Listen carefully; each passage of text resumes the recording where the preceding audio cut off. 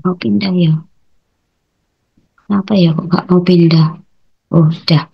Nah, jadi sistem saraf kita itu kan terdiri dari dua bagian. Sistem saraf pusat dan sistem saraf perifer. Jadi kalau sistem saraf pusat kemarin kita sudah mempelajari di blok NE1 yaitu terdiri dari otak dan medula spinalis. Sedangkan di blok NS2 ini kita akan mempelajari tentang sistem saraf perifer. Sistem saraf perifer itu ada dua, yaitu sistem saraf kranial dan sistem saraf spinal. Keduanya ini ada yang bersifat sensoris dan motoris. Kalau yang sensoris ini berarti membawa rangsangan dari perifer menuju pusat. Kalau yang motoris membawa rangsangan dari pusat menuju ke perifer. Untuk sensoris ada dua jalur ya. Jadi ada yang sifatnya sensoris motoris, artinya membawa rangsangan sensoris yang sifatnya somatis. Jadi misalnya rangsangan sentuh, nyeri, tekan, getar, suhu, kemudian proprioseptif, itu adalah rangsangan yang somatis yang sifatnya umum. Sedangkan yang spesial itu contohnya adalah suara, kemudian keseimbangan atau pendengaran ya, kemudian keseimbangan, penglihatan, dan penciuman. Kemudian kalau yang visceral sensoris itu rangsangan pada organ dalam. Jadi seperti misalnya kalau yang sifatnya umum adalah regangan dari organ dalam, kemudian nyeri, perubahan suhu, perubahan kimia di dalam darah, kemudian iritasi dari organ-organ visceral, mual, muntah, ya, kemudian juga lapar. Itu adalah visceral sensoris. Sedangkan yang spesial, yang visceral itu adalah rasa. Rasa itu misalnya rasa asin, asam, manis, pahit ya. Kemudian kalau yang divisi motoris itu ada somatis dan visceral juga. Kalau somatis ini rangsangan dari otak nanti akan dibawa menuju ke otot rangka. Sehingga terjadi kontraksi atau relaksasi dari otot rangka.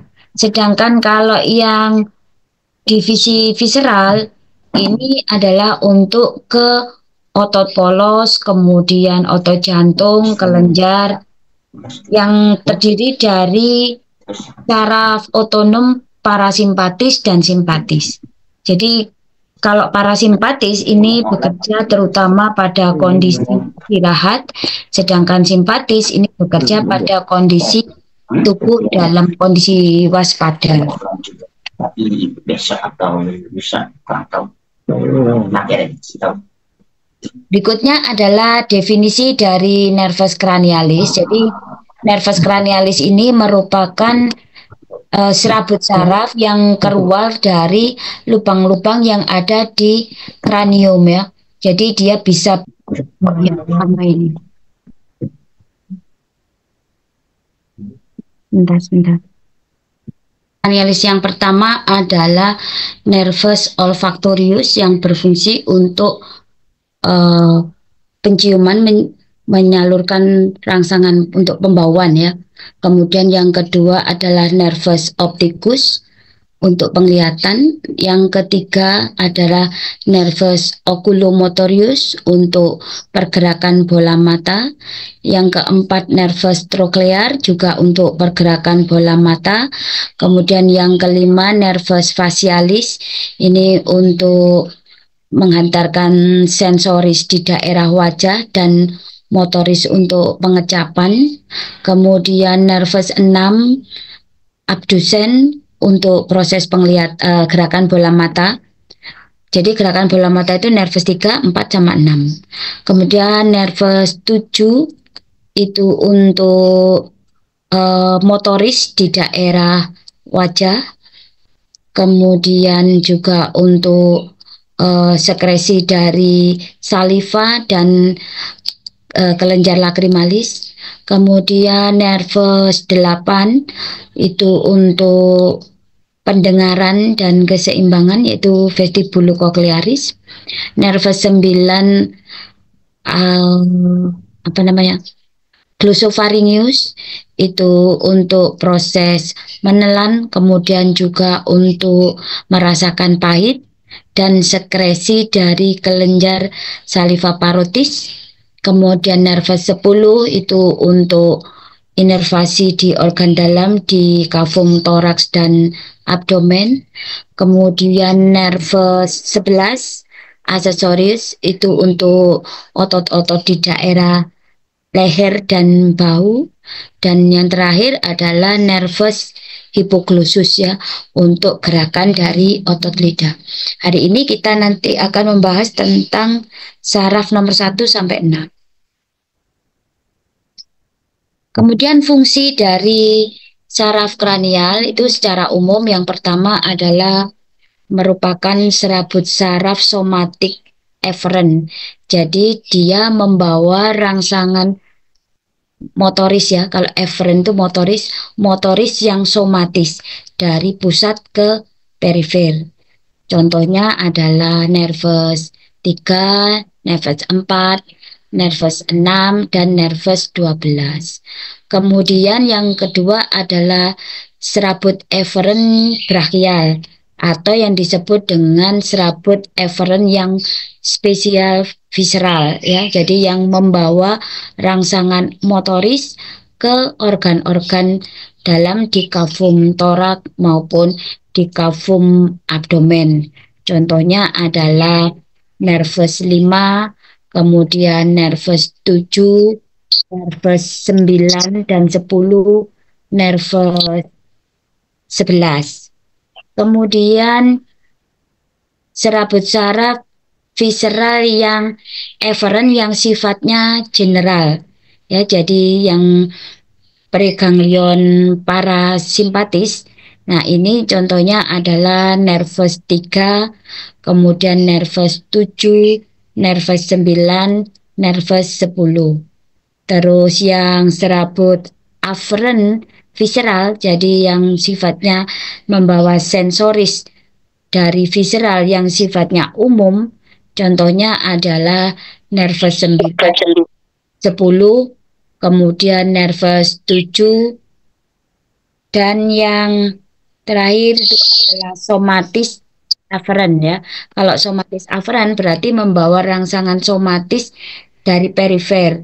Contohnya adalah nervus 7, nervus 5, nervus 9, nervus 10, dan yang spesial sensoris itu adalah nervus 1, nervus 2, dan nervus 7. Itu adalah fungsi dari serabut saraf kranialis ya. Jadi dia membawa rangsangan dari perifer ke sentral, baik itu yang sifatnya umum maupun yang spesifik. Kemudian dari sentral ke perifer yang umum maupun spesifik, baik itu yang visceral maupun yang somatis. Kita masuk ke nervus cranialis nomor 1. Jadi nervus cranialis nomor 1 ini atau yang disebut dengan olfactorius, dia keluar masuk ya. Kalau sensoris masuk menuju otak itu melalui lamina cribriformis dan sifatnya adalah sensoris yang spesifik ya. Kemudian secara embriologi nervus 1 ini berasal dari lapisan embrional ektoderm. Kemudian nervus 1 ini merupakan nervus yang paling pendek di antara ke-12 nervus cranialis tadi ya. Kemudian dia tidak bergabung dengan brainstem. Jadi karena dia berasal dari ektoderm, di mana ektoderm ini merupakan embrionik dari sistem saraf ya. Jadi dia sama dengan sistem saraf pusat, jadi dia tidak bergabung dengan midbrain. Nah, ini ada serabut saraf dari nervus olfactorius. Jadi serabut saraf nervus olfactorius ini terdapat di kavum nasi bagian superior dan lateral. Jadi nanti reseptor-reseptornya di ujung saraf ini ada reseptor-reseptor pembauan. Kemudian nanti dia menjadi neuron untuk olfaktorius, yaitu neuron yang berbentuk bipolar. Kemudian akson-aksonnya ini nanti akan bergabung, dia akan membentuk nervus olfactorius. Selanjutnya nervus olfactorius tadi nanti akan masuk ke lamina cribriformis, kemudian dia akan membentuk yang disebut dengan bulbus olfactorius. Setelah dari bulbus olfactorius nanti lanjut ke tractus olfactorius, kemudian menuju ke pusat dari penciuman atau pembauan, yaitu yang ada di lobus temporal. Kemudian nanti dia akan berhubungan dengan bagian-bagian otak yang lain.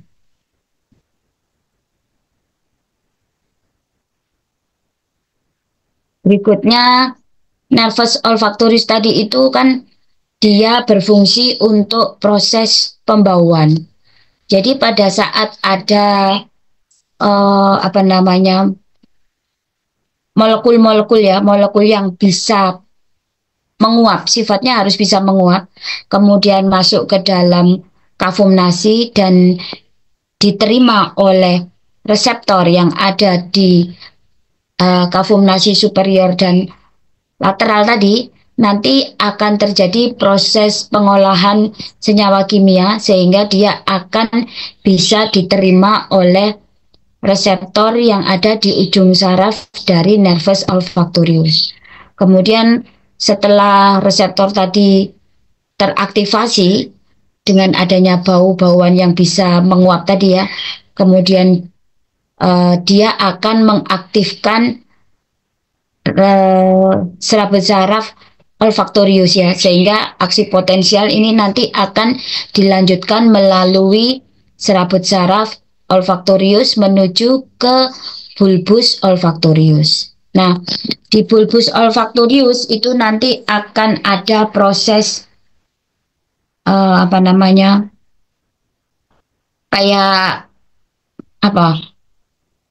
penyaringan gitu ya.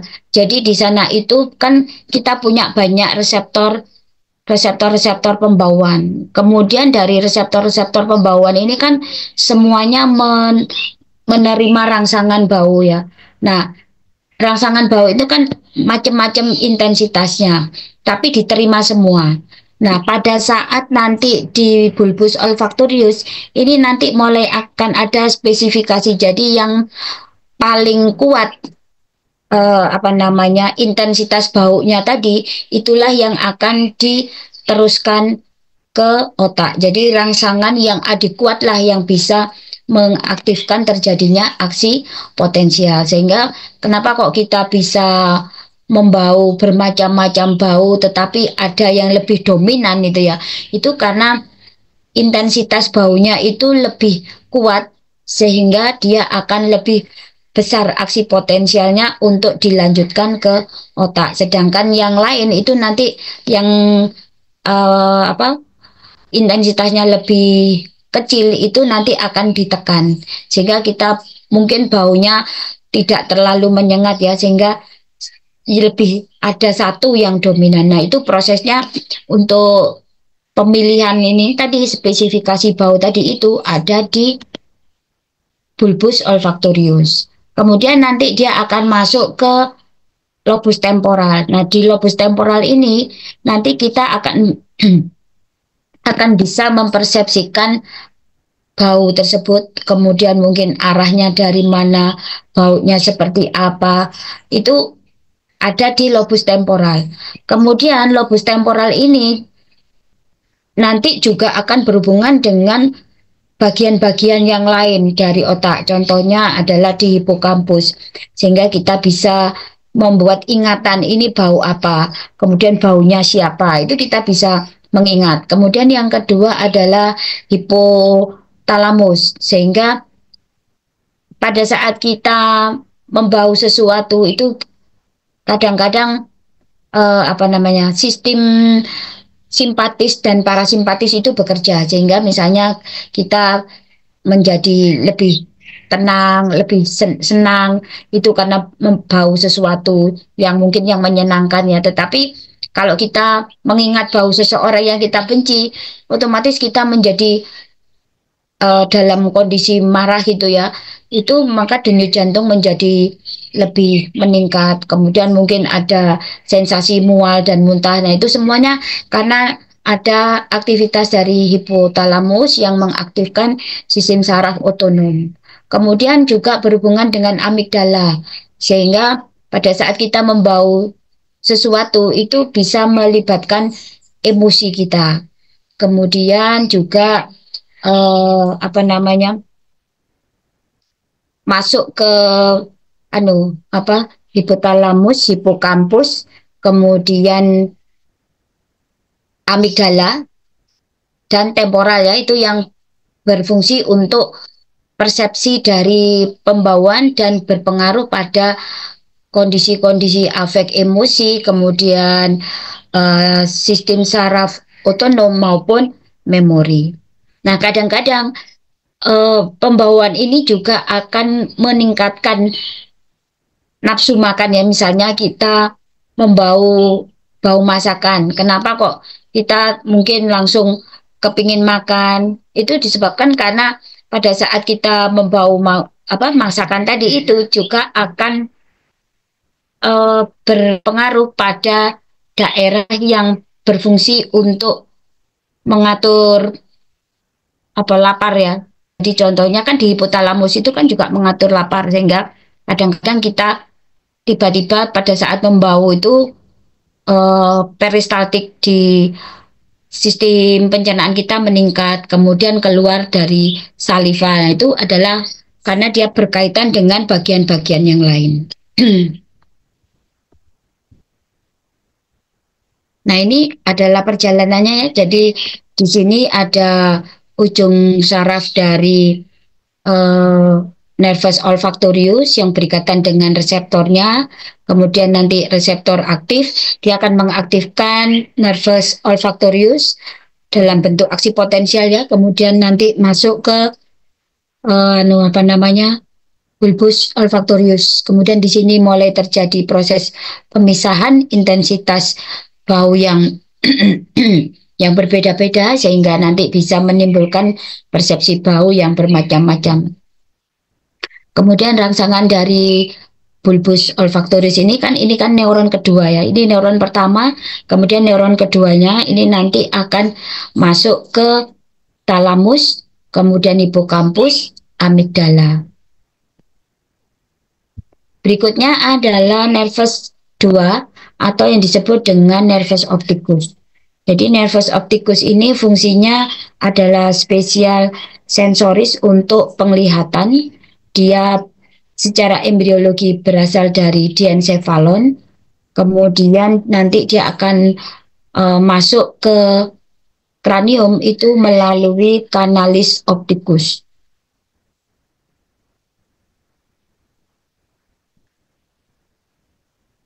Nervus 2 ini kan fungsinya untuk penglihatan. Selain untuk penglihatan, nervus 2 ini juga berperan di dalam proses refleks cahaya maupun akomodasi. Jadi kalau kita melihat suatu bayangan, sebenarnya prosesnya itu ada tahapannya. Ya, jadi kita bisa melihat itu karena ada tahapan-tahapan dari proses melihat. Yang pertama adalah proses refraksi dan akomodasi. Jadi apabila ada cahaya, di mana cahaya ini melewati molekul yang kepadatannya itu berbeda, maka dia akan dibelokkan cahaya tersebut. Nah, fungsinya apa? Fungsinya membelokkan cahaya tersebut itu adalah supaya cahaya tadi tepat mengenai retina di fovea centralis ya. Jadi di bagian yang banyak mengandung reseptor cahaya. Nah, selain ada proses refraksi atau pembelokan cahaya, juga akan ada proses akomodasi. Jadi proses akomodasi ini adalah proses di mana bola mata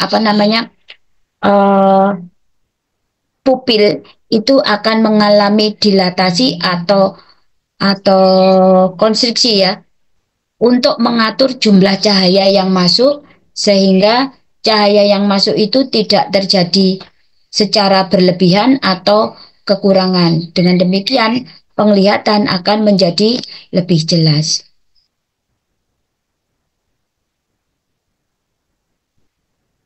Ini adalah mekanismenya. Jadi kalau cahaya itu masuk, maka kan dia akan dibelokkan dulu oleh media refraksi. Jadi media refraksi dari bola mata itu adalah bagian-bagian yang berwarna transparan ya. Jadi ada kornea, kemudian kamera okuli anterior, lensa, kemudian humor vitreus, sehingga cahaya itu akan tepat masuk di fovea centralis yang banyak mengandung reseptor-reseptor warna. Nah, kenapa kok bisa dibelokkan? Karena ada perbedaan kepadatan antara udara dengan kornea ya. Kalau udara itu kepadatannya atau refraksi indeksnya 1, kornea 1,37 sehingga akan dibelokkan. Kemudian lensa itu 1,42 dibelokkan lagi. Kemudian ke humor aqueous 1,3, kemudian humor vitreus itu 1,3. Kalau humor aqueous ini di sini ya, di kamera okuli anterior. Kalau yang di sini yang belakang adalah humor vitreus. Jadi kornea ini humor aqueous di kamera okuli anterior, kemudian lensa humor vitreus. Nah, sekarang bagaimana mekanisme akomodasi? Jadi mekanisme akomodasi itu apabila ada cahaya ya, ada cahaya yang datangnya itu jaraknya jauh gitu ya, jaraknya jauh, maka dia akan menyebabkan terjadinya kontraksi dari musculus radier ya. Jadi di sini itu kan musculus ciliaris itu ada yang radier dan sirkuler. Jadi kalau yang jarak jauh maka akan terjadi kontraksi dari musculus radier. Karena kontraksi dari musculus radier maka pupil ini akan melebar. Kemudian juga terjadi kontraksi dari ligamentum suspensorium yang memegang dari lensa. Akibatnya lensa ini akan tertarik sehingga dia akan berubah menjadi lebih datar. Sebaliknya, kalau ada cahaya itu datang dari jarak dekat, maka akan terjadi kontraksi dari musculus ciliaris yang ciliaris ya, kalau ini yang radier. Ini ciliaris sehingga akan terjadi pengecilan dari pupil. Kemudian ligamentum suspensoriumnya ini mengendor sehingga tidak ada yang memegang erat dari lensa, maka lensanya akan berubah menjadi cembung. Nah, kedua cara ini akan menyebabkan cahaya itu bisa tepat jatuh di retina, baik cahaya yang datang dari jarak jauh atau dekat.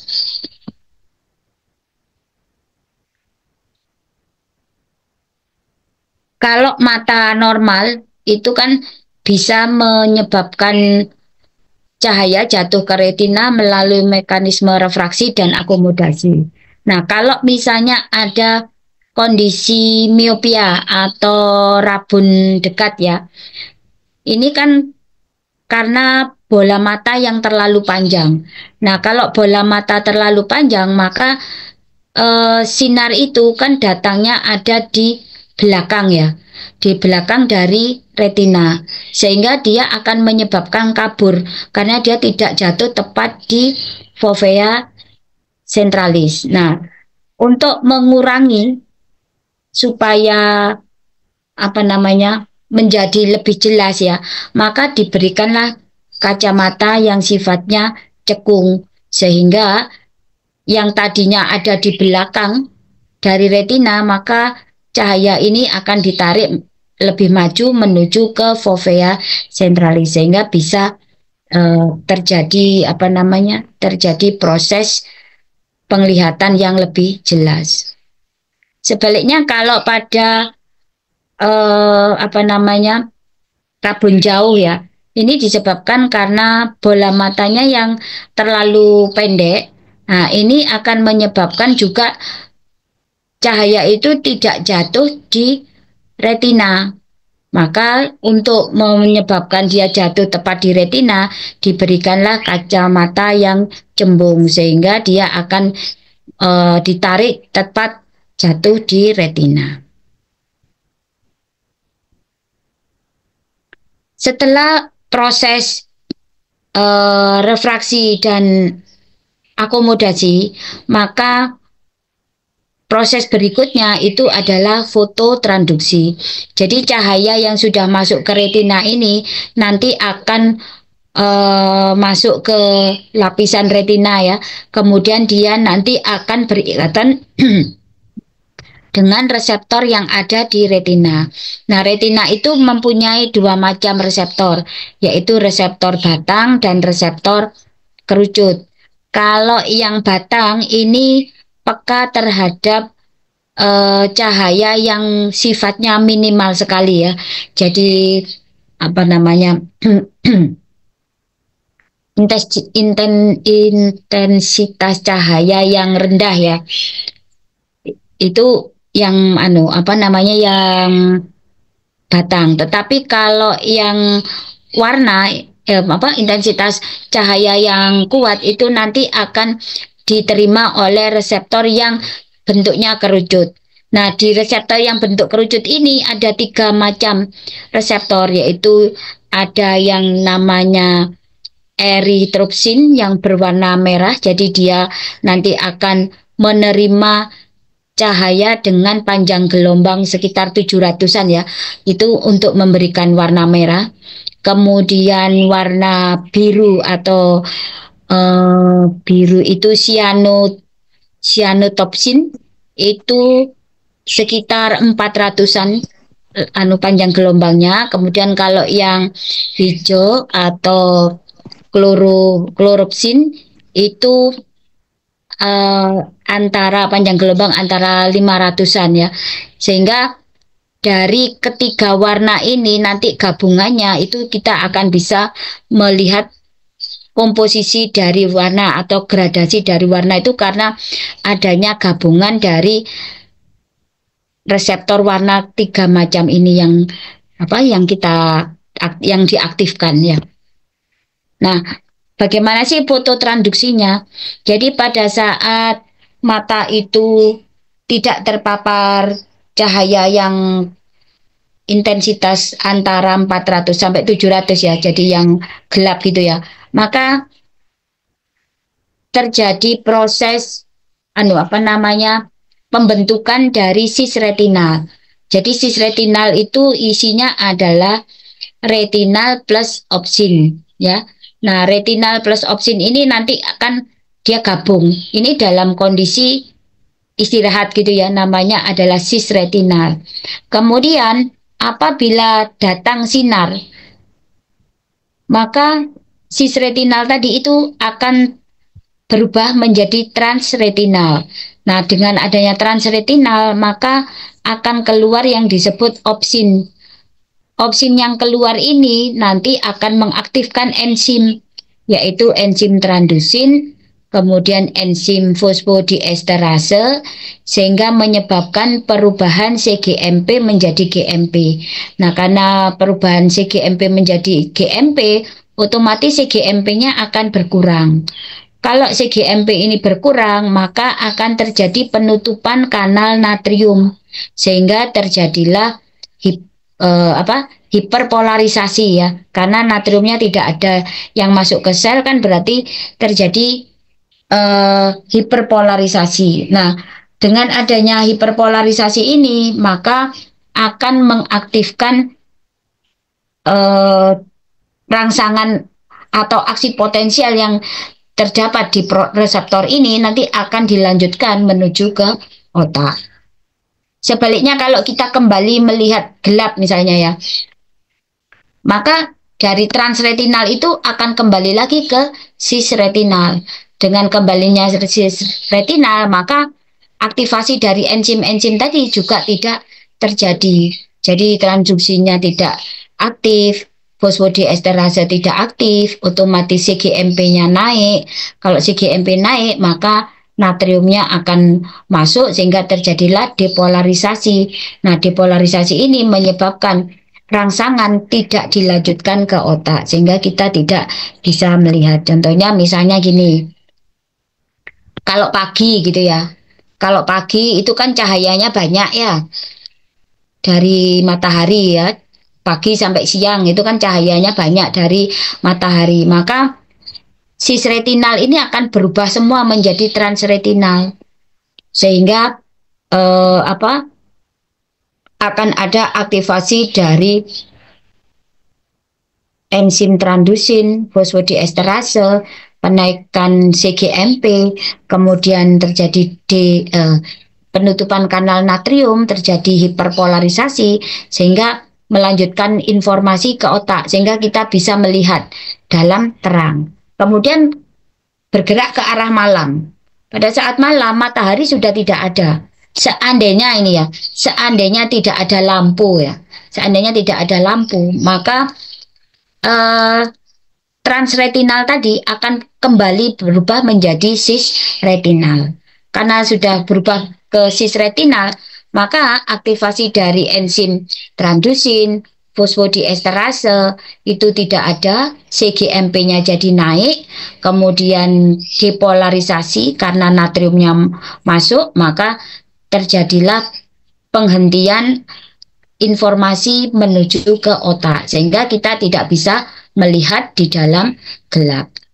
Nah, ini nanti mekanisme ini kalau kalian pernah tahu namanya penyakit rabun senja ya.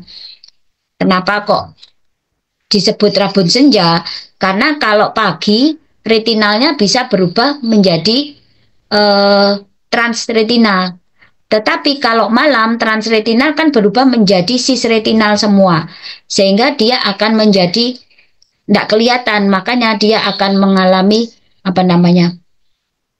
Jadi nabrak-nabrak gitu ya kalau malam, seperti ayam itu loh. Ayam itu kalau malam gitu misalnya kalian lepaskan ayam itu kan dia nabrak-nabrak gitu kalau nggak ada cahaya. Karena dia memang apa namanya? Vitamin A-nya ya. Karena yang mengandung vitamin A itu di retinal ini itu cukup sangat sedikit sehingga dia tidak bisa merubah cisretinal menjadi transretinal. Nah, kenapa kalau kita kok bisa, misalnya dalam gelap walaupun tidak ada cahaya ya, kadang-kadang kita masih bisa melihat dalam gelap walaupun bayangan itu hanya dalam bentuk bayangan yang berwarna keabu-abuan ya, hitam keabu-abuan. Nah, itu karena nanti akan ada yang disebut dengan mekanisme adaptasi terhadap gelap. Ya, nanti aja saya jelaskan. Sampai sini kira-kira ada pertanyaan? Sepertinya belum ada, dokter. Belum. Nah, setelah fototransduksi, kemudian fototransduksi ini kan akan merubah energi mekanik dari cahaya menjadi energi listrik ya. Sehingga nanti aksi potensial itu yang akan dilanjutkan melalui saraf. Ini adalah untuk penglihatan warna tadi kan 3 gelombang ya. Ada yang kerucut yang warna hijau tadi yang mengandung warna hijau yaitu biru ini namanya cyanoptopsin, kemudian kalau hijau itu chloropsin, kalau merah erythropsin. Nah, warna yang terbentuk itu adalah gabungan dari ketiga macam warna dari reseptor kerucut tadi. Contohnya misalnya kalau warna biru tok ya di sini. Nah, ini adalah panjang gelombang sekitar mungkin 430. Nah, ini biru tok. Tapi kalau warnanya ini campuran biru dengan hijau, ini mungkin di sekitar ini 500, berarti mungkin 470 gitu ya. Nah, di sini akan ada campuran warna biru, hijau, dan merah.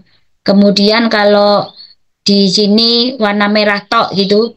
Nah, warna merah tok ini berarti sekitar 600 sampai 700. Ini warnanya merah tok panjang gelombang 600 sampai 700. Kemudian kalau hijau saja itu ini gabungan ya, berarti kalau hijau saja kelihatannya tidak ada ya, jadi dia akan selalu bergabung dengan biru atau dengan merah, sehingga nanti ini derajat warna itu berdasarkan panjang gelombangnya ya, mulai dari warna merah, kemudian warna ke arah orange, kemudian berubah menjadi kuning, kuning kemudian ke arah hijau, dari hijau ke arah biru, kemudian biru menjadi ungu sampai hitam. Kemudian ini adalah mekanisme terhadap gelap dan terang. Jadi yang disebut dengan mekanisme adaptasi terhadap gelap itu adalah apabila seseorang itu dari awalnya terang, suasana terang, kemudian masuk ke suasana gelap. Nah, pada saat kondisi suasana terang kan pupil itu mengecil untuk mengurangi jumlah sinar yang masuk sehingga bayangan yang dibentuk itu menjadi lebih jelas. Nah, pada saat tiba-tiba masuk ke dalam kondisi gelap, maka beberapa saat itu tidak bisa melihat. Kenapa? Karena pupil yang mengecil tadi itu akan memasukkan cahaya yang sangat minimal. Kan kalau gelap itu sudah tidak ada cahaya ya. Nah, cahaya yang sudah tidak ada itu akan semakin apa namanya, jadi tidak masuk ya, tidak masuk ke pupil, sehingga kan tadi kalau tidak ada cahaya maka kan terbentuklah sis retinal. Nah, kalau sis retinal itu sudah terbentuk, maka trandusin tidak aktif, fosfodiesterasenya tidak aktif, kemudian terjadi peningkatan CGMP, terjadi pembukaan kanal natrium, terjadi depolarisasi, maka tidak ada aksi potensial yang dilanjutkan ke otak, sehingga beberapa saat itu kita tidak akan bisa melihat. Kemudian barulah terjadi proses adaptasi. Maka pada proses adaptasi, pupil tadi yang tadinya mengecil, dia akan melebar karena adanya apa tadi, kontraksi dari musculus radier, kemudian juga kontraksi dari suspensorium ligamentum suspensorium lentis ya, sehingga akan terjadi midriasis. Jadi mata pupilnya itu akan melebar. Nah, dengan melebar ini maka cahaya yang sudah minim sekali itu masuk semua. Akibatnya nanti dia akan bisa merubah sis retinal tadi menjadi transretinal. Kalau transretinalnya terbentuk, maka trandusinnya aktif, fosfodiesterase aktif, kemudian CGMP-nya menjadi menurun, kanal natriumnya tertutup, maka terjadilah kondisi hiperpolarisasi. Nah, setelah terjadi hiperpolarisasi, maka arus listrik atau aksi potensial dilanjutkan ke otak, sehingga kita bisa melihat dalam kondisi gelap. Namun warnanya menjadi gelap, warnanya abu-abu. Kenapa? Karena pada saat kita menerima cahaya dengan intensitas rendah, reseptor yang diaktifkan itu adalah reseptor yang sifatnya menerima energi cahaya yang rendah, itu reseptor batang. Jadi bukan reseptor kerucut yang mengandung warna, sehingga kita tidak bisa melihat warna pada saat kita melihat dalam kondisi gelap. Ini yang disebut dengan adaptasi terhadap gelap. Sebaliknya, adaptasi terang itu adalah apabila seseorang itu berada di gelap, kemudian pindah ke kondisi yang terang. Nah, pada saat gelap itu tadi kan pupilnya melebar, karena dia harus menyerap sinar sebanyak mungkin untuk menyebabkan aktivasi dari transretinal tadi. Sis retinal berubah menjadi transretinal, sehingga dia akan mengaktifkan apa namanya, transdusin, fosfodiesterase, kemudian terjadi penurunan CGMP dan pembukaan kanal dari kalium sehingga terjadi hiperpolarisasi dan rangsangan bisa masuk ke otak. Sehingga artinya kita masih bisa melihat dalam kondisi gelap. Nah, tiba-tiba kita harus pindah ke ruangan yang terang. Misalnya kalau kita nonton bioskop ya, pas di dalam bioskop, kemudian bioskopnya selesai kan kita keluar. Nah, pada saat kita keluar kemudian kena cahaya yang terang, maka pupil yang sudah melebar tadi itu akan menerima cahaya secara berlebihan.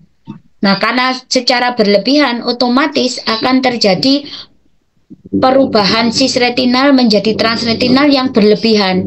Maka terjadilah kondisi yang disebut dengan bleaching atau silau. Kemudian baru terjadi proses adaptasi, pupil tadi akan mulai mengecil lagi, jadi dia akan mengurangi intensitas cahaya supaya tidak masuk secara berlebihan. Nah, dengan adanya cahaya yang cukup tadi, maka cis retinal akan berubah menjadi transretinal dalam jumlah yang cukup sehingga mengaktifkan transdusin, fosfodiesterase, kemudian hiperpolarisasi, maka kita bisa melihat dalam kondisi terang dengan jelas. Itu adalah mekanismenya ya.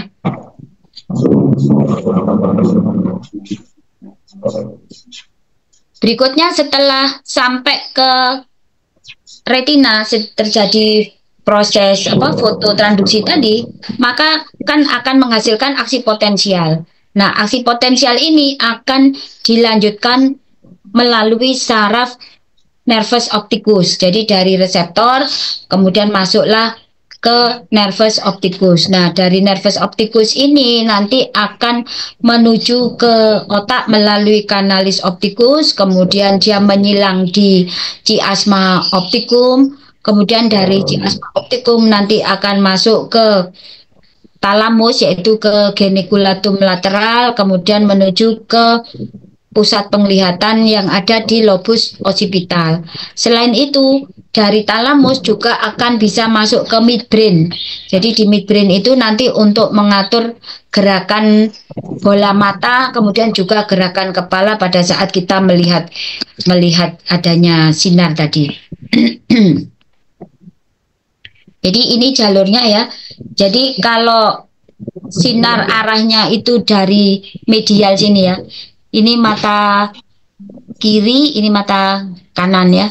Jadi kalau misalnya cahaya itu datangnya dari arah medial ke mata kiri, maka dia akan diterima oleh reseptor yang ada di sebelah lateral.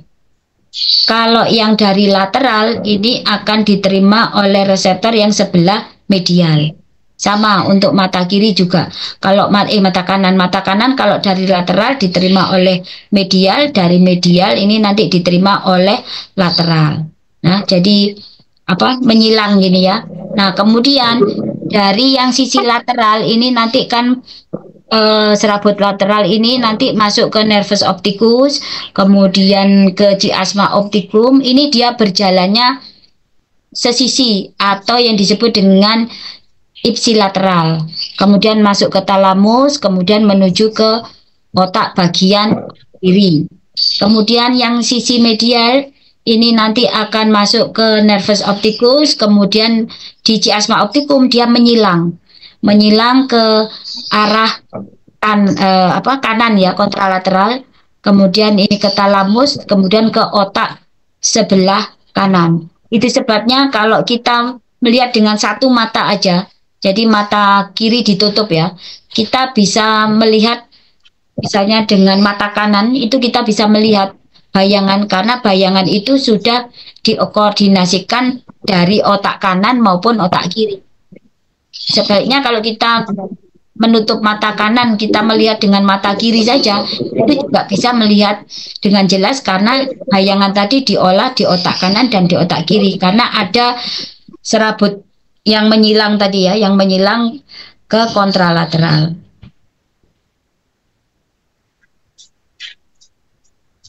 Berikutnya adalah bagaimana mekanisme refleks pupil ya. Jadi kalau misalnya kita memberikan sinar itu ke mata sebelah kiri, ya. Jadi sinarnya datang dari arah lateral dan dari arah medial ya. Arah lateral dan arah medial.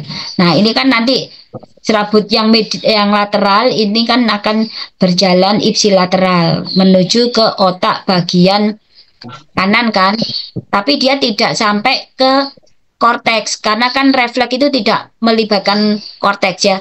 Jadi dia akan masuk ke talamus kemudian menuju ke brainstem. Nah, di brainstem itu nanti dia akan mengaktifkan nervus 3, 4, 6 sehingga nanti akan menyebabkan nervus 3 ya, kalau pupil nervus 3 aja yang jalur namanya jalur Edinger-Wijspal. Jadi yang jalur parasimpatis dari nervus 3. Nah, ini nanti akan menyebabkan terjadinya kontraksi dari musculus ciliaris sehingga pupilnya akan mengecil. Nah, beberapa saat kemudian mata sebelah kontralateral juga akan menyebabkan terjadinya pengecilan dari pupil. Ini karena tadi ada informasi yang dibawa oleh mata kiri tadi kan ke otak kanan ya, otak kanan, sehingga nanti akan mengaktifkan Edinger-Wijspal di sisi kontralateral, maka dia akan menyebabkan kontraksi musculus ciliaris di mata sebelah kontralateral. Jadi kalau masuknya rangsangannya masuk diterima oleh nervus 2, kemudian menuju ke brainstem, kemudian motorisnya itu adalah nervus 3 parasimpatis sehingga terjadi kontraksi dari musculus ciliaris di mata sebelah kiri maupun sebelah kanan. Itu yang disebut dengan refleks pupil.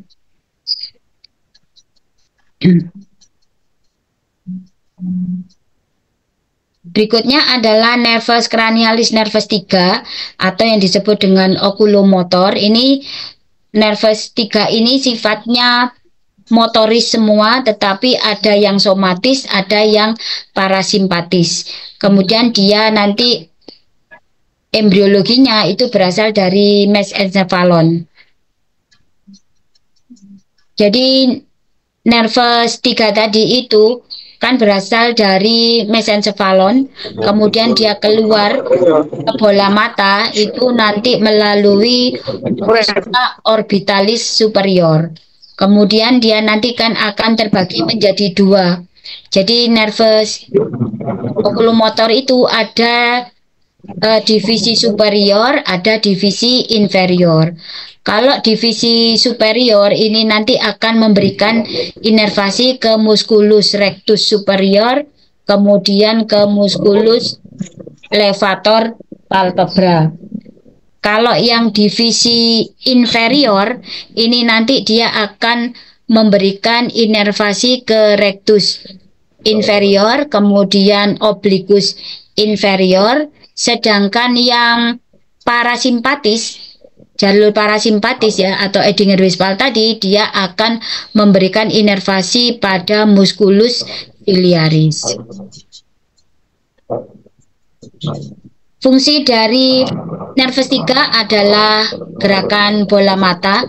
Jadi dia menginervasi musculus rectus media, rectus superior, kemudian obliquus inferior, kemudian rectus inferior. Jadi rectus inferior ya, superior, obliquus inferior. Sedangkan yang lateral, rectus lateral itu adalah nervus 6, obliquus superior itu nervus 4. Jadi kalau musculus rectus medial ini menarik bola mata ke arah medial, rectus superior itu menarik ke arah superior medial. Kalau inferior itu menarik ke arah inferior medial, kalau obliquus inferior mengarah ke superior lateral. Sedangkan kalau rectus lateral ya lateral, kemudian kalau oblikus superior itu mengarahnya ke inferior lateral. Ini dihafalkan ya. Yang dihafalkan cukup saraf 4 dan 6 aja. Yang lain pasti saraf 3. Ya, jadi kalau saraf yang saraf 4 itu kan oblikus superior, kemudian saraf 6 rectus lateral. Udah itu aja yang dihafal. Nanti lainnya itu pasti jawabannya adalah nervus 3.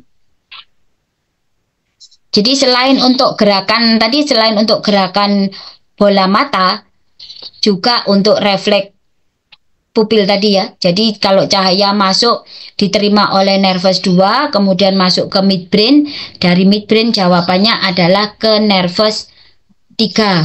Sehingga dari nervus 3 yang parasimpatis maka akan menyebabkan pupilnya akan mengecil. Kemudian juga muskulus levator palpebra. Jadi untuk membuka kelopak mata. Jadi kayak misalnya refleks berkedip gitu ya. Pada saat rangsangan itu diberikan di kornea, itu nanti rangsangan diterima oleh nervus 5, cabang 1. Kemudian nanti masuk ke pons, kemudian ke midbrain, maka dia akan mengaktifkan nervus 3 untuk apa namanya? Levator, nervus 7 dulu ya. Nervus 7 itu untuk menutup mata, kemudian membuka matanya itu adalah nervus 3. Itu adalah refleks berkedip.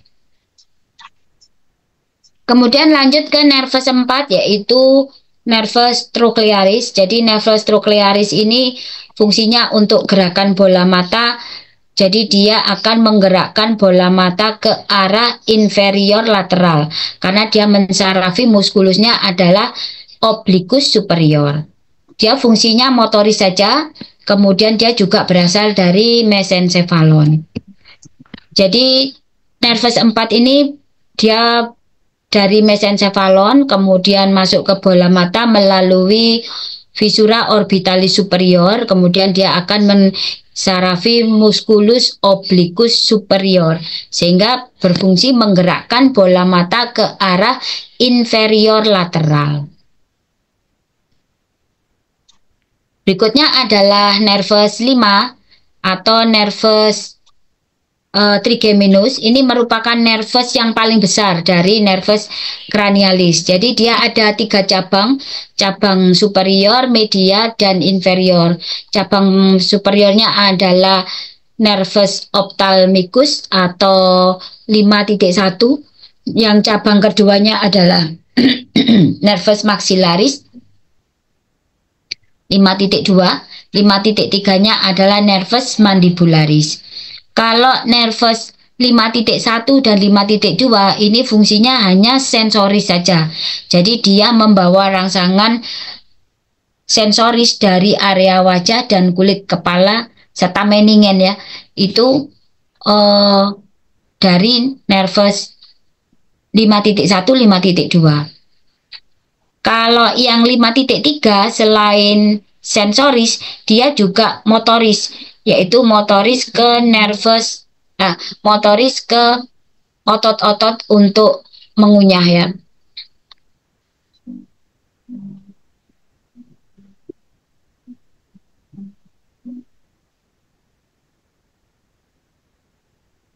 Jadi untuk cabang 1, jadi 5.1 ini terutama untuk membawa rangsangan di daerah ciliaris body, kemudian kornea, iris, kelenjar lacrimalis, kemudian konjungtiva, terus di mukosa nasal, di sphenoid, kulit kepala, hidung, kemudian alis, terus bulu mata, dura mater, kemudian juga di valgus cerebri bagian posterior.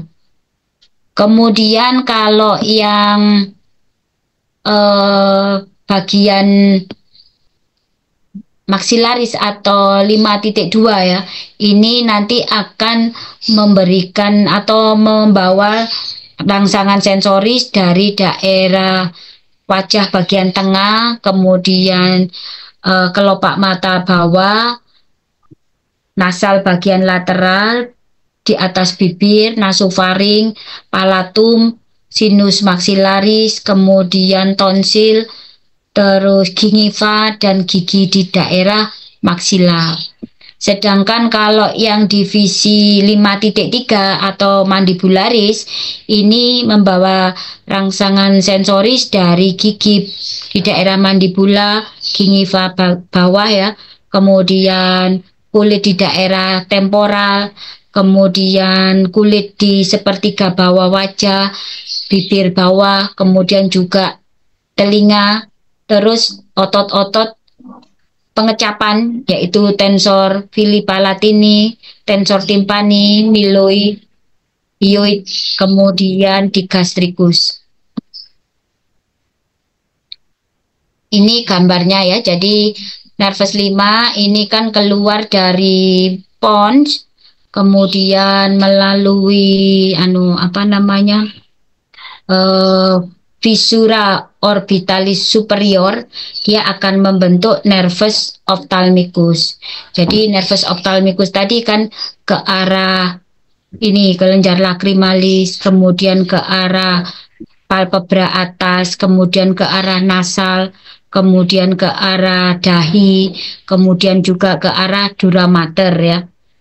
Kemudian kalau yang medial itu melalui foramen ovale yang 5.2, ini nervus maxillaris, kemudian nanti dia mensarafi wajah bagian tengah, kemudian hidung bagian lateral, terus di daerah gingiva di maksila, gigi-gigi di maksila, kemudian juga bibir atas, kemudian juga daerah palatum ya, palatum mole, palatum durum, kemudian juga tonsila palatina.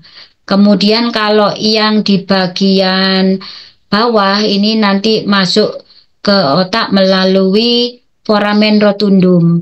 Kemudian dia nanti akan memberikan inervasi sensoris untuk wajah bagian bawah, jadi sepertiga bawah, kemudian daerah lingua, terus daerah di dagu ya, kemudian gigi geligi di mandibula dan gingiva di mandibula.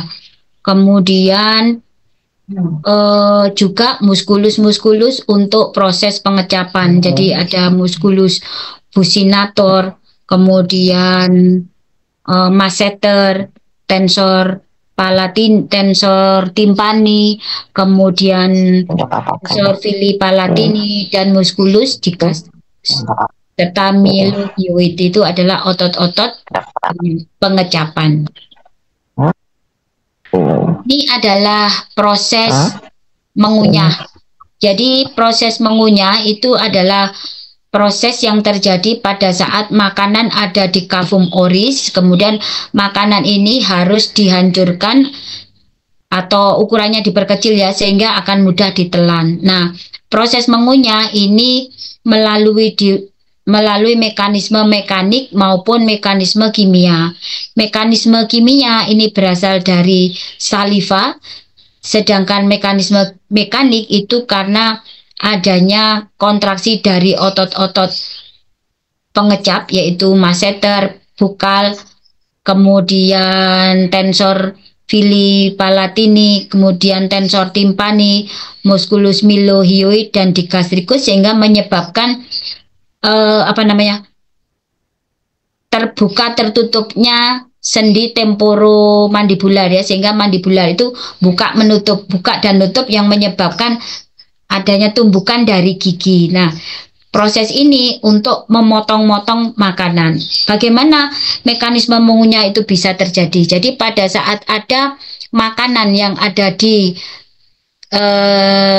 cavum oris ya, maka rangsangan makanan ini nanti untuk rasa akan dibawa oleh nervus 7. Nervus 7 sensoris untuk rasa asam, manis, dan asin.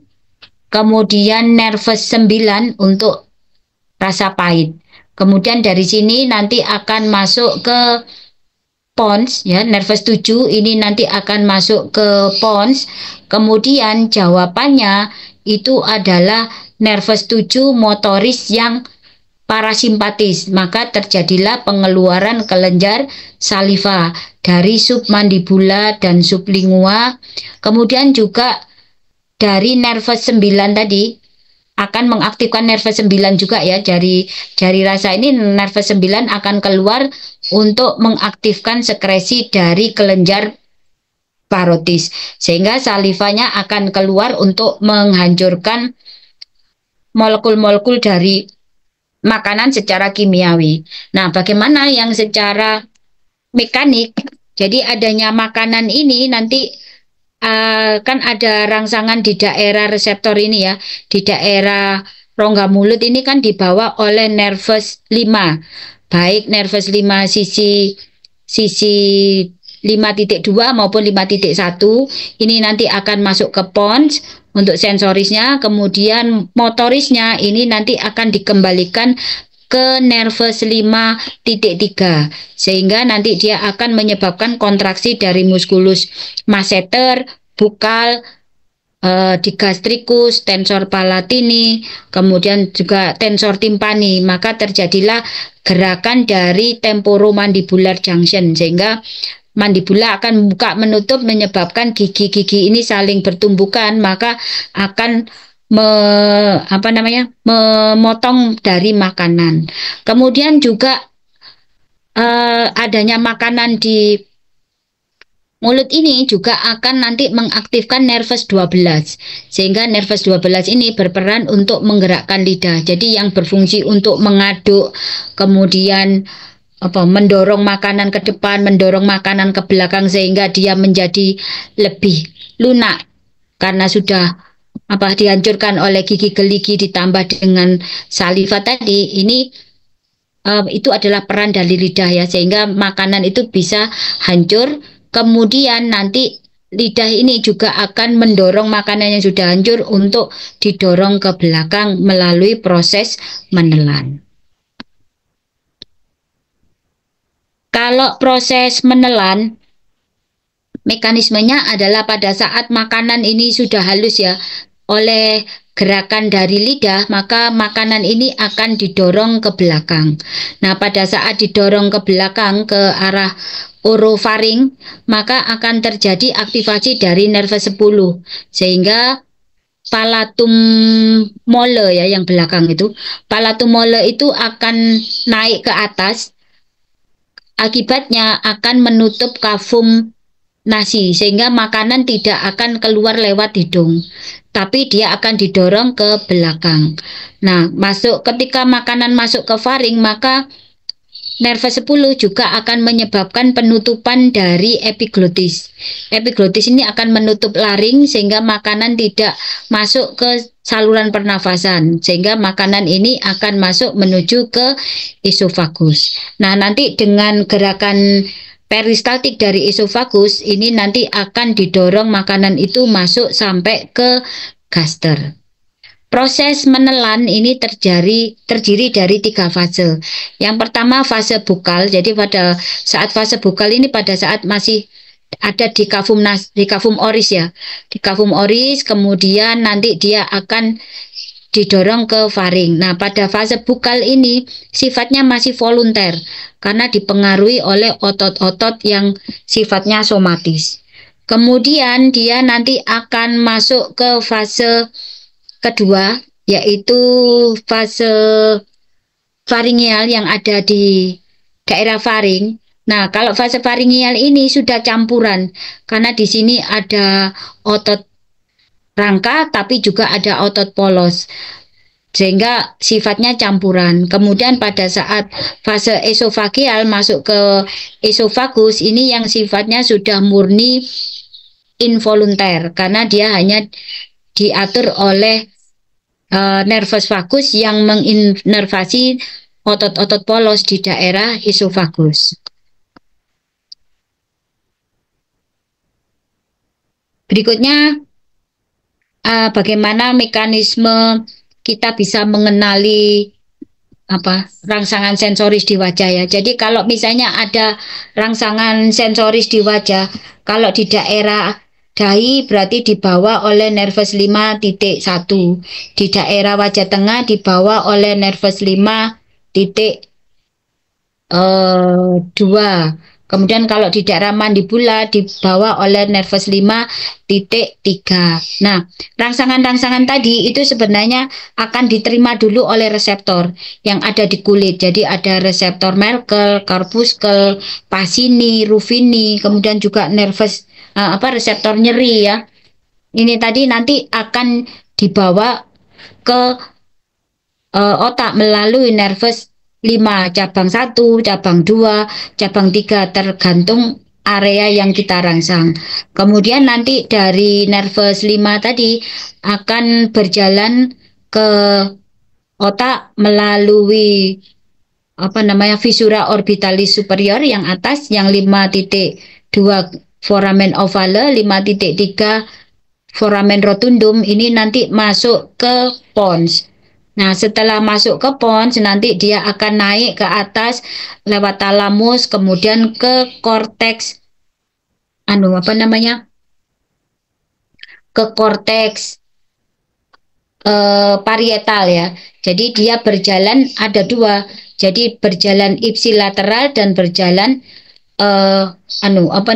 kontralateral ya, sehingga kedua otak ini kanan kiri ini bisa menerima rangsangan tersebut. Kemudian kalau yang masseter atau gerakan dari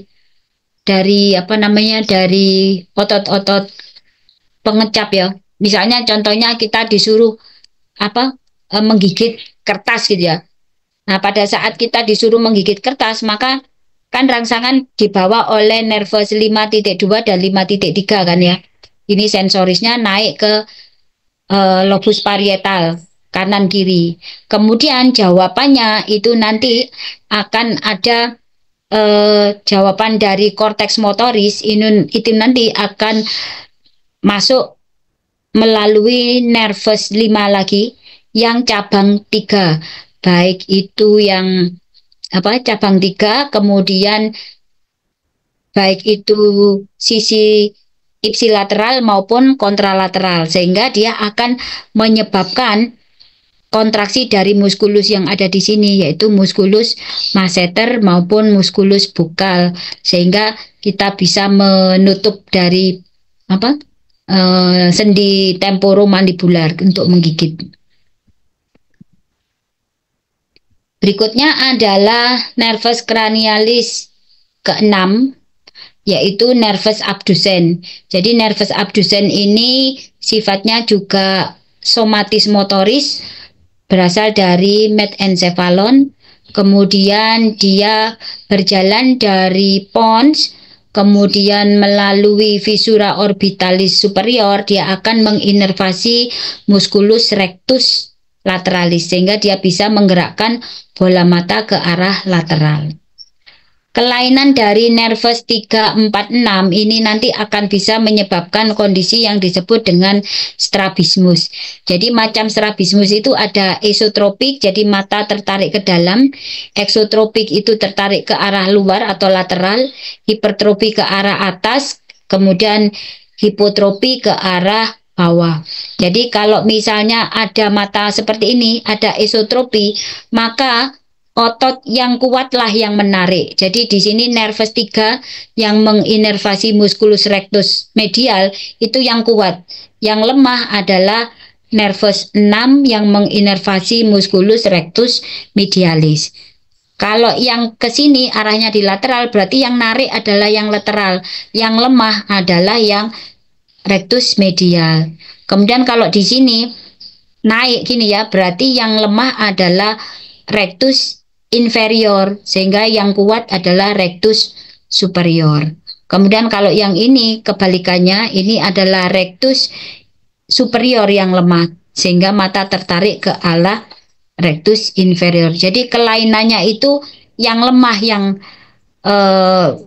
dia tertarik kemana, itu berarti yang kuat ke situ, yang lemah yang kontralateralnya. Karena kan Kalau medial pasangannya lateral. Kemudian kalau superior pasangannya inferior gitu. Sudah selesai untuk apa? 1 sampai 6. Ada pertanyaan kah? Sepertinya belum ada, dokter. Sudah direkam tadi? Sudah, dokter. Ya wis, kalau sudah. Soalnya kan nanti kamu bisa gunakan pada saat kamu menjelaskan apa pertanyaan-pertanyaan di tutorial ya. Baik, kalau sudah tidak ada pertanyaan, saya akhiri untuk kuliah hari ini. Terima kasih. Assalamualaikum.